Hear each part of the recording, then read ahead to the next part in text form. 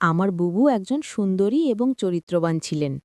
আমার বুবু আমার লেখাপড়ার খরচ জোগাড় করার জন্য একটা বড় মালিকের বাসায় কাজ করতেন। একদিন মালিক বুবুকে ফ্রিজে রাখা খাবার খাওয়ালেন বুবুর অনিচ্ছায়। তারপর বুবু জ্ঞান হারিয়ে ফেলে। অজ্ঞান অবস্থায় মালিক বুবুর সাথে বাকি ঘটনাটি গল্পতেই বলছি। আমার বুবুর যখন বিয়ে হয়ে যায়, আমি তখন ক্লাস 9-এ পড়ি। স্কুল থেকে ফিরে শুনি আজ বুবুর বিয়ে। আব্বা আমাকে বললেন, শিবু, ঢাকা থেকে মেহমানরা আসবে, তুই এক ছুটে বাজারে যা, আফজালকে বল তার ডেকোরেশনের চেয়ার পাঠাতে। আমি এক দৌড়ে বাজারে চলে গেলাম। আফজাল চাচাকে যখন সব বলছি, 2টা প্রকাণ্ড গাড়িকে বাজার পেরিয়ে আমাদের বাড়ির দিকে যেতে দেখলাম। আফজাল চাচা বললেন, আরে, অনেক ভালো ঘরে বিয়ে হলো তোদের, অবস্থা এবার ফিরবে। বুবুর কি সত্যি ভালো বিয়ে হচ্ছে আমি জানি না। আমি শুধু জানি বুবু চলে যাচ্ছে আমাদের বাসা থেকে। তারপর কি হবে? কে আমাদের খাবার মেধে দেবে? কে আমাকে চুপি চুপি তার মাটির ব্যাঙ ভেঙে আমাকে মেলায় যাওয়ার টাকা দেবে? বুবুকে ছাড়া যে আমার জীবন চলতে পারে, আমি সেটা কল্পনাও করতে পারি না। কলেজের এক প্রোগ্রামে আমার সুন্দরী বুবুকে দেখে নাকি দারুণ পছন্দ করেছে এক বড় লোকের ইঞ্জিনিয়ার ছেলে। তার চাপে পড়েই তার পরিবার রাজি হয়েছে এই বিয়েতে। নইলে আমাদের মতো মধ্যবিত্ত ঘরে এত বড় আত্মীয় হবার কথা না। সবাই বলাবলি করছে বুবুর কারণে এবার আমাদের ভাগ্য ফিরবে। আমার জন্মের সময় আমার মা মারা যান। বুবুর বয়স তখন 8। আমার স্কুল শিক্ষক আব্বা আর বিয়ে করেননি। বুবু মানুষ করেছে আমাকে। আমার জগতও ঘিরে তাই আমার বুবু। বিয়ের আসরটা হয়ে গেল দায়সারাভাবে। বিয়ে নাকি 2 পরিবারের বন্ধন, কিন্তু আমার সেটা মনে হলো না। পাত্রের বাবা সারাক্ষণ মুখ কালো করে রাখলেন। পাত্রের ছোট মামা আমাদের ঘর বাড়ি উঠান ঘুরে ঘুরে দেখলেন, মাঝে মাঝে নাক ছিটকালেন। আমাকে ডেকে বললেন, তুমি কোন ক্লাসে পড়ো? আমি কিছু বলার আগেই কেউ একজন বলল, শিবু পাইলট স্কুলে পড়ে, ফার্স্ট বয়, 5-এ বৃত্তি পেয়েছে, ক্লাস 9-এও পেয়েছে। আমার লজ্জা লাগল, কিন্তু ছোট মামা শুধু একটু নাক ছিটকালেন। সেদিন গাড়িতে ওঠার আগে বুবু যখন আমাকে জড়িয়ে ধরে নিঃশব্দে কাঁদছিল, তখনও আমার কষ্ট লাগছিল। 3 দিন পর নতুন জামাইয়ের বউ নিয়ে নাইওর আসা কথা। আব্বা পাড়া প্রতিবেশীদের নিয়ে রান্নাবান্নার আয়োজন করলেন। একটা গাড়ি ভাড়া করে নতুন জামাইকে আনতে পাঠালেন। গাড়ি ফেরত এলো। নতুন জামাই আসতে পারবে না, তার কোনো জরুরি কাজ পড়ে গেছে, পরে সময় করে আসবে। বুবু আসলো আরও মাস 3-এর পর। একটা সাদা রঙের গাড়ি থেকে বুবু নাম্মু। আমি ছুটে গেলাম। আমি বুবুকে জড়িয়ে ধরতে গিয়েও থমকে গেলাম।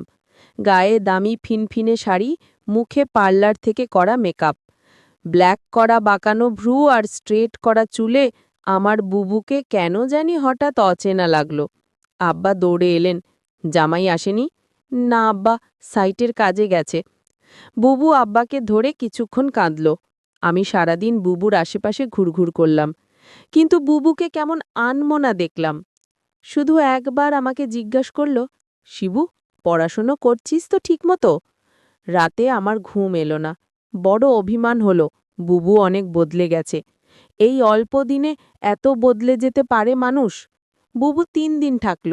শেষের দিন দুলাভাই এলেন বুবুকে নিয়ে যেতে। দুলাভাইকে দেখলাম বেশ গম্ভীর। আমাকে ডেকে বললেন, কিরে শিবু, পড়াশুনো করিস ঠিকমতো নাকি সারাদিন বাদরামি? আমি কিছু বললাম না। দুলাভাই আসার পর থেকেই বুবুর মুখটা কালো হয়েছিল। কারণও দেখলাম তার। আমাদের সামনেই কপাল কুঁচকে 2 বার বুবুকে ধমক দিলেন দুলাভাই। বুবু চলে যাবার পর সেই রাতে আব্বা আমার ঘরে এলেন। অপরাধীর গলায় বললেন, শিবু, তুই তো অনেক বড় হয়ে গেছিস, বলতো, তো আমি কি কোনো ভুল করলাম? আমি হয়তো সত্যি বড় হয়ে গেছি। মনের কথা চেপে বললাম, কেন সেটা বলছেন? বুবু অনেক ভালো আছে। কিন্তু আমি ঠিক জানি আমার বুবু ভালো নেই। বুবুর হাতে কালশিটে দাগ দেখেছি।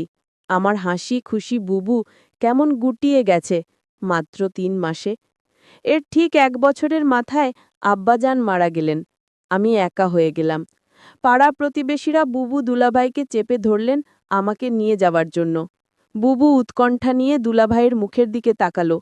দুলাভাই কিছুক্ষণ ভেবে বললেন, শিবু চলুক, কাজে লাগবে অনেক।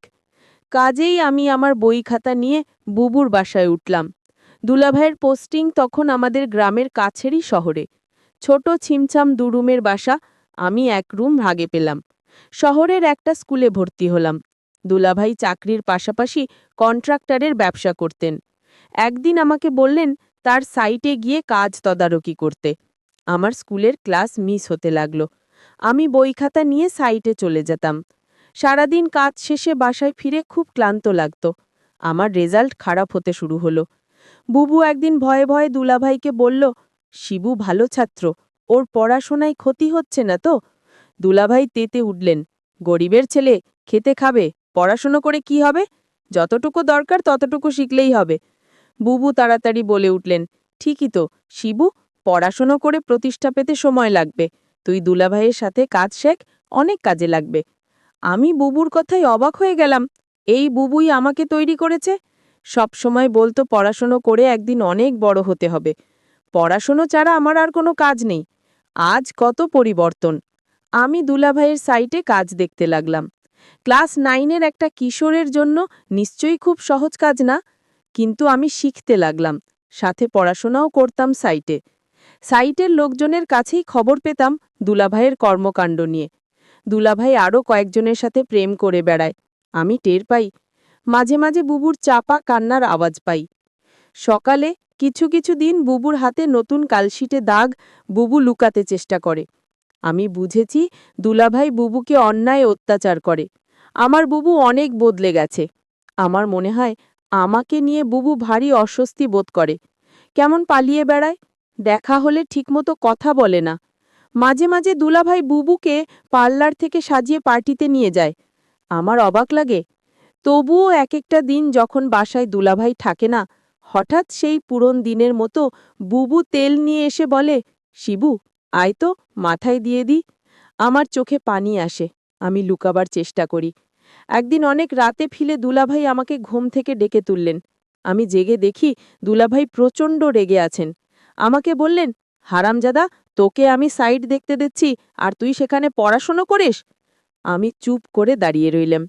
হঠাৎ করে দুলাভাই আমার চুলের মুঠি ধরলেন। বল, আজ সাইড থেকে 1 লাখ টাকা চুরি করেছে কে? নাকি তুই করেছিস? আমি অবাক হয়ে গেলাম। সাইটের টাকা পয়সা সংক্রান্ত কোনো কিছুর সাথেই আমি জড়িত না। আলাদা অ্যাকাউন্টস আছে। তবু বললাম, আমি কিছু জানি না দুলাভাই। তুই জানিস না? কেন জানিস না? তুই এর সাথে জড়িত, শিওর? আমার খেয়ে আমার সাথেই দাওতাবাজি? দাঁড়া। দুলাভাই তার বেল্ট দিয়ে আমাকে মারতে আরম্ভ করলেন। আমি সারা জীবনে কখনো মার খাইনি। পরিবারের আদরের মানুষ হয়েছি। স্কুলে ভালো ছাত্র হওয়ায় স্যারেরা অত্যাধিক স্নেহ করতেন। আমি দেখলাম বুবু পাথরের মতো দাঁড়িয়ে আছে। দুলাভাই একসময় ক্ষান্ত হয়ে চলে গেলেন। আমি সারা রাত বিছানায় শুয়ে কোঁকালাম। চেষ্টা করলাম মুখ দিয়ে শব্দ না করতে। আব্বা মৃত্যুর আগে বলেছিলেন, শিবু, পুরুষ হয়ে গরিব ঘরে জন্মাইছিস, সামনে অনেক কষ্ট আসবে, শক্ত থাকবি, কখনো কাঁদবি না, পুরুষদের কাঁদতে নেই।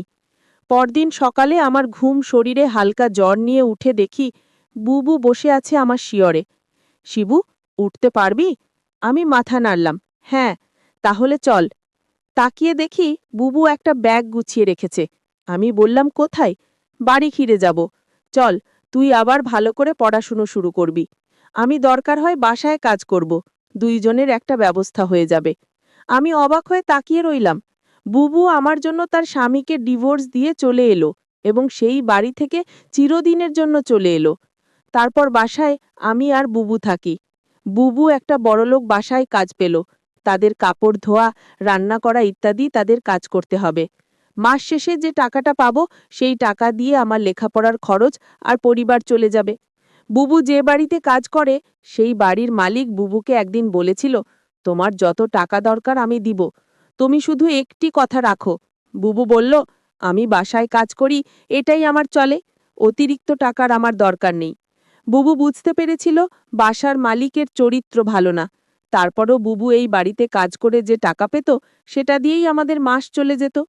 মালিকের বাসার সবাই একদিন কোথায় ঘুরতে গেল, শুধু মালিক বাড়িতে ছিল। মালিকের নাম আসান আলী। বুবু বলল, আজ তো বাসায় কেউ নাই, তেমন কাজও নাই, তাহলে আজ আমি চলে যাই। মালিক মালিক তখন বলল, শোনো, অনেক কাজ পড়ে রয়েছে। কি কাজ পড়ে রয়েছে মালিক? মালিক বলল, বাসায় কেউ নাই, আমার দেখাশোনা কে করবে? আমি বলেছিলাম, ও তাই তো। মালিকের জন্য রান্না করলাম, ঘর পরিষ্কার করে মালিককে খাবার দিয়ে বললাম, রাত অনেক হয়েছে, আমার ছোট ভাইটা চিন্তা করছে, আমি এখন যাই। মালিক দমক দিয়ে বলল, এই মেয়ে, তুমি এই বাড়ির চাকরানী। মালিক যখন আদেশ করবে তখন তুমি এই বাড়ি থেকে যাবে, তার আগ পর্যন্ত এখান থেকে এক পাও লড়বে না। আমি তখন নিশ্চুপ হয়ে দাঁড়িয়ে রইলাম। আমার মুখ দিয়ে কোনো কথা বের হলো না। হঠাৎ মালিক বলল, তরত কণ্ঠে মরে, আমার তো ছেলে মেয়ে আছে, তোর কষ্ট আমি বুঝি। তুই তোর মাকে হারালি, বাবাকে হারালি, নিজের স্বামীকে হারালি, এখন ভাইটাকে লেখাপড়া শিখিয়ে মানুষ করার জন্য তুই পরিশ্রম